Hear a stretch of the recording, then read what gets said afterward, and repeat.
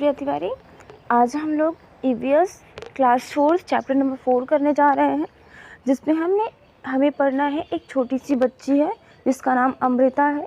ये अपने गांव में रहती है और उसके गांव में कौन कौन सी चीज़ें प्रसिद्ध हैं, इन सब चीज़ों के बारे में वो बताती है। तो जो अमृता है, यह बात बहुत पुरानी है, करीब 300 साल पुरानी है। यह किस्सा सच्चा है। मतलब जो अमृता है वह राजस्थान के जोधपुर में है। क्वेश्चन यहाँ से पूछा जा सकता है कि अमृता किस प्लेस से बिलोंग करती है। तो अमृता राजस्थान के जोधपुर के पास एक खेजड़ी गांव में रहती है। ठीक है, उसके गांव में खेजड़ी के बहुत से पेड़ थे। मतलब यहाँ से क्वेश्चन पूछा जाएगा कि खेजड़ी कहाँ पे उगते हैं। तो खेजड़ी राजस्थान के जोधपुर में के एक छोटे से गांव में उगते हैं।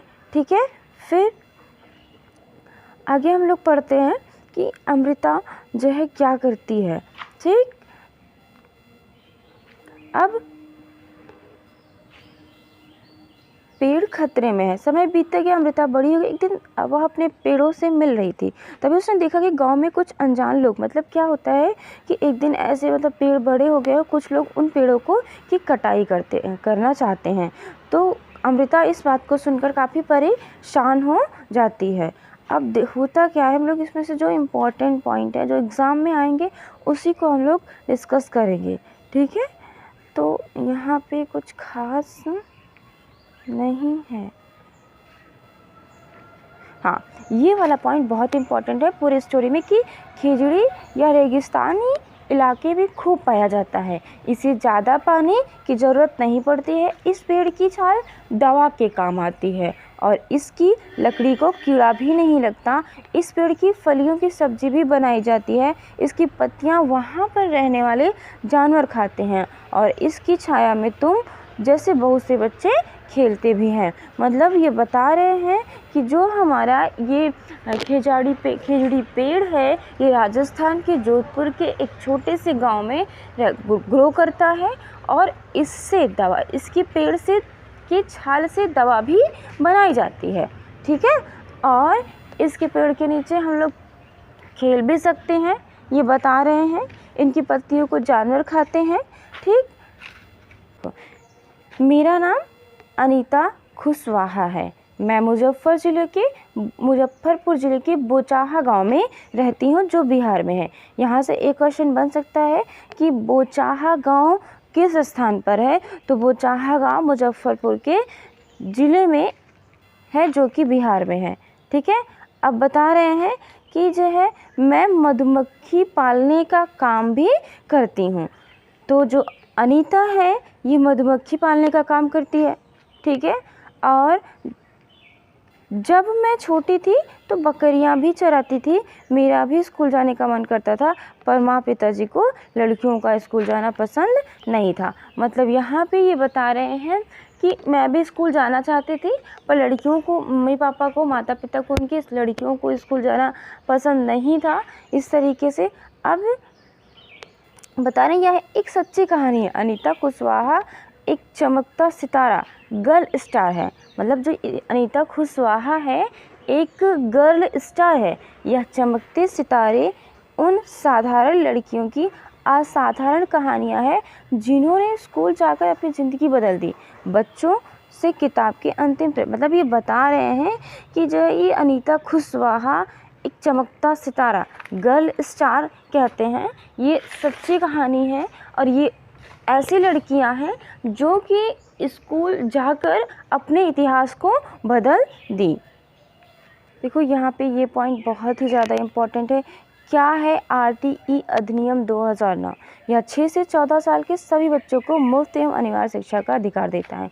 मतलब कि आरटीई एक्ट 2009 में ये बताया गया है कि 6 से 14 साल तक के जितने भी बच्चे हैं इनको अनिवार्य शिक्षा दी जाए। धीरे धीरे मैंने गाँव वालों को समझाना शुरू किया कि सभी लड़कियों को स्कूल भेजें। घर में माँ पिताजी ने भी मेरी मदद करनी शुरू कर दी। घर का सारा काम मेरी माँ ही कर लेती थी। मुझे पढ़ने के लिए काफ़ी समय मिल जाता था। अब ये बता रहे हैं कि जो अनीता खुशवाहा है, जब ये स्कूल जाना स्टार्ट करी तो इसके बाद एक गांव के जितने लोग थे सबको इन्होंने मोटिवेट किया, जिससे सभी अपनी बच्चियों को स्कूल भेज सके। हमारे इलाके में बहुत सारे, अब बता रहे स्कूल से मधुमक्खी पालन तक। अब बता रहे हमारे इलाके में बहुत सारे लीची के पेड़ हैं।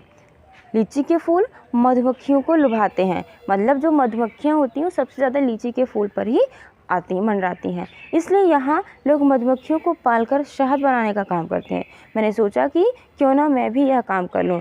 तब मेरे गांव में मधुमक्खी पालने के एक सरकारी कोर्स में भाग लिया।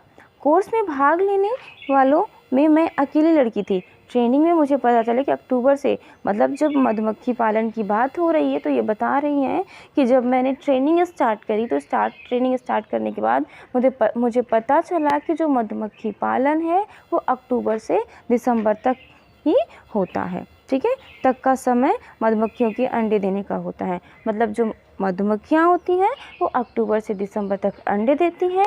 मधुमक्खी पालन शुरू करने का सबसे अच्छा समय यही होता है। ठीक है, अब मैंने मधुमक्खी पालन का कोर्स कर लिया, लेकिन अपना काम शुरू करने के लिए मेरे पास रुपए नहीं थे। मैंने कुछ समय तक इंतज़ार किया, फिर 5,000 रुपये बचाए, मतलब, और इससे मैंने 2 बक्से खरीदे। इसका ये मतलब होता है कि जो मधुमक्खी पालन होता है, मधुमक्खी पालन के लिए एक बक्सा खरीदना पड़ता है और उसमें से कुछ मीठा भी खरीदना होता है। ठीक है, खरीदना होता है। और छत्ते को साफ़ करने के लिए दवाइयाँ। इसका मतलब है कि मधुमक्खी पालने के लिए 3 चीज़ें चाहिए होती। पहला क्या होता है कि हमें एक बक्सा चाहिए होता है, फिर कुछ दवाइयाँ चाहिए होती हैं और साथ ही साथ कुछ मीठा भी चाहिए होता है जिससे हम मधुमक्खी को खिला सकें। अब सितंबर का महीना था, दिसंबर तक मेरे पास इतनी मधुमक्खियाँ हो गई थी कि बक्से कम पड़ने लगे। मैंने 2 बक्से और ख़रीद लिए। मुझे मधुमक्खियों के बारे में ज़्यादा अनुभव नहीं था। कई बार मधुमक्खियों ने मुझे काटा भी। इससे मेरा चेहरा और हाथ सूज जाते थे, दर्द भी बहुत होता था। पर कहती किससे, यह काम तो मैंने अपनी इच्छा से शुरू किया। अब जो मतलब कि जो हमारा मधुमक्खी का पालन होता है, मधुमक्खी पालन अक्टूबर से दिसंबर तक होता है। ठीक है, सितंबर आ गया, भाई अक्टूबर, इन्होंने अक्टूबर में स्टार्ट किया था, सितंबर आ गया, इनके पास बहुत सारी मधुमक्खियाँ थी। तो इतनी सारी मधुमक्खियाँ थी कि जो है इतनी सारी मधुमक्खियाँ थी कि इनके पास बक्सों की कमी पड़ने लगी, तो ये और भी ज़्यादा बक्से लाए। ठीक है, चलो अब हम देखते हैं कि जो हमारा लीची का फूल होता है ये कब खिलता है। तो लीची के फूल फरवरी में खिलते हैं। ये क्वेश्चन पूछ ले सकते हैं। मैंने अपने चारों बक्सों में लीची के बगीचे, चारे बक्सों को लीची के बगीचे में रखा। अब क्यों लीची के बगीचे में रखा, क्योंकि अच्छे से पता है कि जो लीची का फूल होता है वो मधुमक्खियों को अट्रैक्ट करती है। मुझे हर बक्से में 12 किलो शहद मिला, जो मैंने बाज़ार में बेचा, मुझे अपनी पहली कमाई मिली। अब मेरे पास 20 बक्से हैं।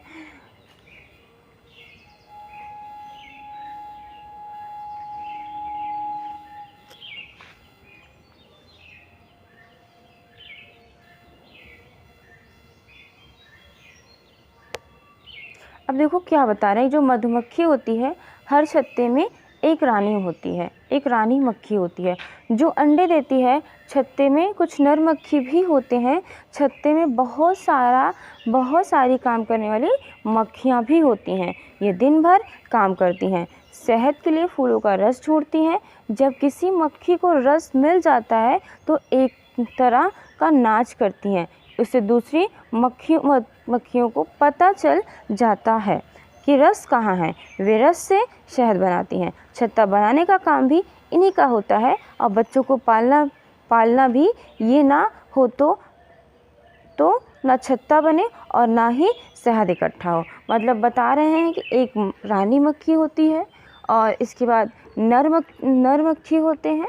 ठीक है, और वर्कर जो होती हैं, ठीक है, वो मक्खियाँ होती हैं। तो जो वर्कर मक्खियाँ होती हैं वही शहद इकट्ठा करती हैं, वही बच्चों को भी पालती हैं, वही छत्ता भी बनाती हैं। तो शहद के बिना छत्ते की सारी मधुमक्खियाँ भूखी रह जाती हैं।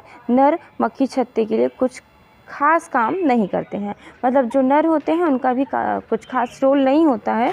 मधुमक्खी के अलावा और कौन से कीड़े जो समूह में रहते हैं। तो हमें अच्छे से पता है कि ये पूछ रहे हैं कि जो मक्खी होती है, ठीक है, लेकिन मक्खी के अलावा भी कौन कौन से कीड़े साथ में रहते हैं। जो चींटी होती है ये भी साथ में रहते हैं, दीमक जो होता है ना जिससे लगता है, वो भी साथ ही में रहते हैं। तो मधुमक्खियों की तरह चींटियाँ भी मिलजुल कर रहती हैं। सभी चींटियों का काम बटा होता है। रानी चींटियाँ अंडे देती हैं और सिपाही चींटी बिल का ध्यान रखती है, और काम करने वाली चींटियाँ भोजन ढूंढकर बिल तक लाती हैं। दीमक और ततैया भी इसी तरीके से होते हैं। मतलब अभी हमने 3 चीज़ों के बारे में पढ़ा, 3 इंसेक्ट के बारे में पढ़ा। हमने पढ़ा पहले मक्खी के बारे में, फिर हमने चींटी के बारे में पढ़ा, फिर ततैया के बारे में पढ़ा। तो फिर ये जो हमारे ये तीनों ऐसी हैं जो कि ग्रुप में रहती हैं, ठीक है।